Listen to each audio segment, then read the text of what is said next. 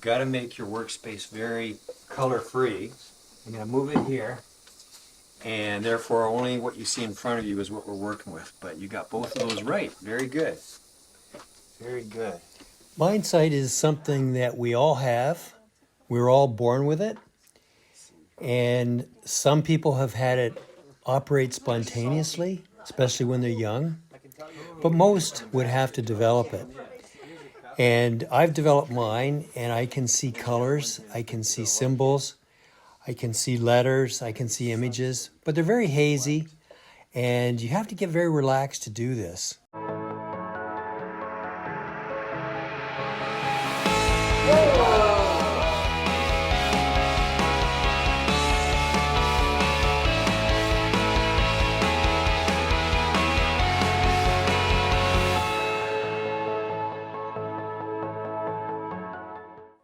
It's kind of like we have the left brain, and that's our intellectual, logical, reasoning, rational, ego-based, controlling side. And then we've got the right brain, that's the sensing side, where mind sight exists, and that's more your creative, your sensing, your intuitive side. And typically most of us are sitting in our left brain all day, controlling things and operating what we have to do, and doing our work and being very willful about that. And to operate the mind sight, you've got to kind of move away from that and into your right brain, and it's not always that easy. I will tell you that when you're falling asleep and you're sort of in that in-between state, mind sight works really well right in that spot. So it's really just practicing, and preferably practicing with a partner. And over the last few years, I've been teaching people, and specifically right now, I'm teaching two people, one who is going blind. She has a condition that is closing up her eyesight. It's kind of like she's looking through a circle, and that circle is getting smaller and smaller, and eventually she'll go blind. And with the training over the last couple of years, her mind sight is operating, and it's actually improved her daytime seeing. Now, for her, it just looks like her eyes have improved, which of course is impossible. Her optometrist even tells her that.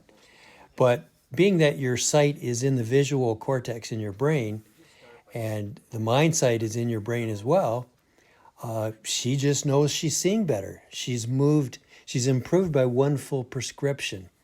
And even her optometrist said, "Are you wearing your contacts?" Because she was seeing lines on the chart that she wouldn't normally see. But no, she wasn't wearing contacts, and her eyesight had definitely improved. So her optometrist is really interested in this. The other person I'm teaching is a fella who has been blind since he was a teenager.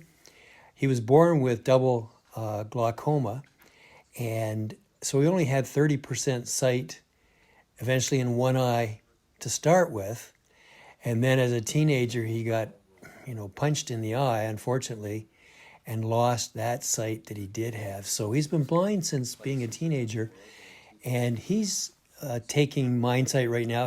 I'm training him, and he's seeing the colors, he's seeing the symbols, he's seeing the images, the letters, and so on. And both have had episodes where they've seen little video clips. Now, full mind sight, you can operate it where you can have your eyes closed and you will see everything in front of you in full time and in real motion. And that's what we're aiming for my two students. So that, the one who's going blind, she will be able to continue functioning in a normal way when she goes blind. And the other fellow who is blind, he will be able to get back the sight that he had, and even better. And the only difference between mind sight and regular sight, when you fully develop it, is mind sight is monocular. It's one, whereas regular eyesight is stereo, it's two. So we can perceive distance because our two eyes are separated by a little bit, and it's a different perspective in each eye, so you can tell how far something is away. With mind sight, you can't. So your brain knows how big images should be, and it will, give you a sense of how far something is that way.